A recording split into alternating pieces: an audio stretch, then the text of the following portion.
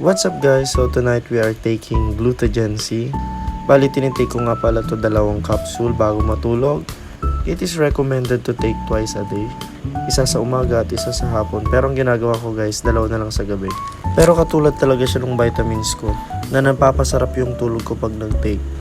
Ang kagandahan dito guys kasi yung vitamin C niya is sodium ascorbate. Bali yun yung isang form ng vitamin C na less acidic. Kaya hindi mahapdi sa tiyan pag natutulog pag gabi. And ewan ko ba guys, experience ko lang, super himbing talaga ng tulog ko pag nag-take ako nito. For your information guys, hirap talaga akong makatulog pag gabi. Kahit super pagod na ako. Pero simula nung nag-take na ako nito guys, napakasarap sa pakiramdam. Especially paggising ko. And since Glutagen C ito, meron siyang side effect na pagpapaputi. Sa ilang araw pa lang na pagtitake ko, naramdam ko na yung paglighten ng skin ko. Feeling ko talaga nagbo-brighten ako each day. Hindi ko alam kung feeling ko lang o napapansin din ng iba. Pero iba to guys, promise.